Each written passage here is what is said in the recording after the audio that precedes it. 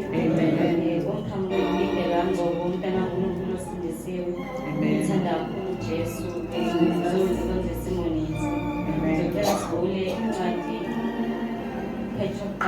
Chapter 5, verse 5 to 10.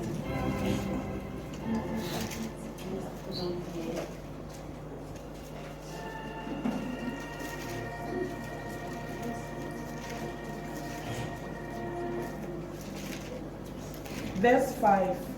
Ngokunjalo nina basha sobelani amalunga, kepha nonke yembathani ukuthobeka, nithobelane ngokuba uNkulunkulu umelana nabazidlayo, kepha abathobekileyo ubapha umusa.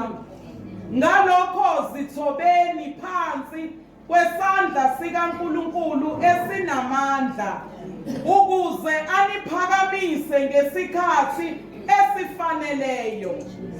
Niphonse izinkathazo zenu zonke phezu kwakhe, ngokuba uyanikhathalela. Qondani nilinde, isitha senu uSathane siyahamba njengebhubesi elibhodlayo, sifuna esingamgwinya.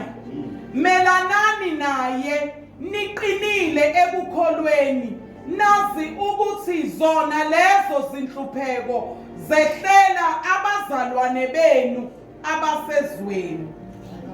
Verse 10.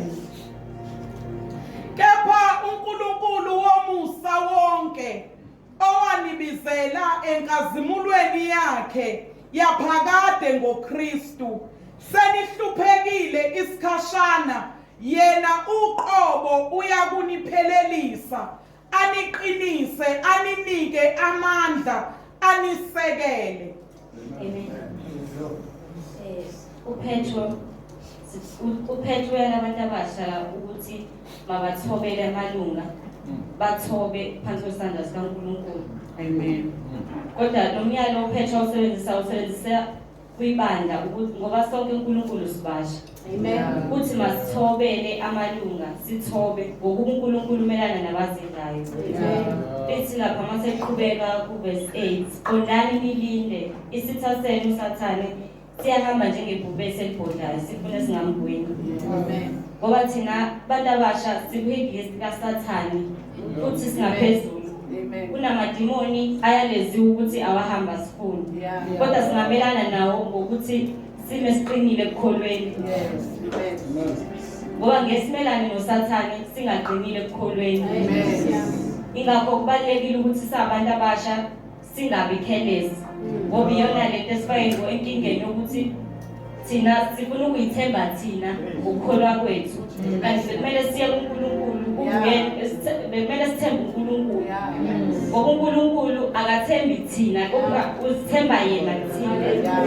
Ingakho engekaze asukele umuntu ngaphandle athi akakholwa, ngoba uyazi ukuthi umuntu akanawo lawo mandla. Kodwa unede yena angene kumuntu athi akabe ngcwele, mase umuntu abangcwele. Uthi uNkulunkulu masiphose izingathazo zethu kuye, ngokuba uthi niphose izingathazo zenu zonke phezu kwakhe ngokuya sikhathalele. Noma ngabe ukuthakathaka, uthi uNkulunkulu uphosa ngokuya kukhathalela. Ngoba uma ngabe wena uzincoma ngokuthi wena ustrong, angeke uzukwazi ukuhamba kule ndlela, ngoba kuthiwa noyisula akayiduka. Uma ngabe wena uzincoma ngokuba strong kwakho, angeke uzukwazi ukuhamba endleleni. Kodwa udinga uNkulunkulu ukuba uyena ozohamba nawe. Uthi uNkulunkulu masiphose izingathazo zethu. Uthi simelane noSathane esiqinile ekukholweni. Amen. Amen. Ngoba sabantu abasha Amen. Amen.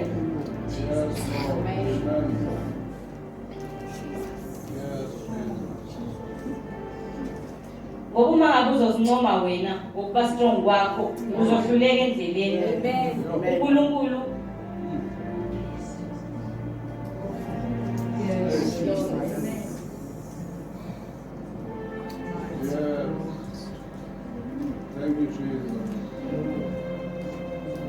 Haleluya. Oh, yes, Jesus. Uthi uNkulunkulu asithobe phansi kwesandla sakhe esinamandla. Ngoba thina into esihluphayo sabantu abasha sesenza izinto ngokujwayela. Sesimjwayela uNkulunkulu. Sesenza noma ikanjani. Kanti bekubalekile ukuthi sobantu abasha singenzi noma kanjani. Ngoba iyona leyo nto esifake enkingeni ukuthi asanaki noma isitha sesifikile. Ngoba sesijwayele ukuthi uNkulunkulu sesimkhonza kanjani uNkulunkulu.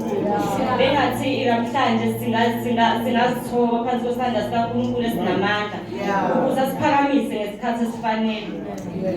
Amen. Ngoba sesenza noma kanjani singaboni noma isitha sesifikile. Kanti bekumele sizithobe phansi kwesandla sikaNkulunkulu esinamandla ukuze siphakamise ngesikhathi esifanele. Lithi ngokuba uNkulunkulu uyamelana nabazidlayo, kepha abazithobayo baphumuza.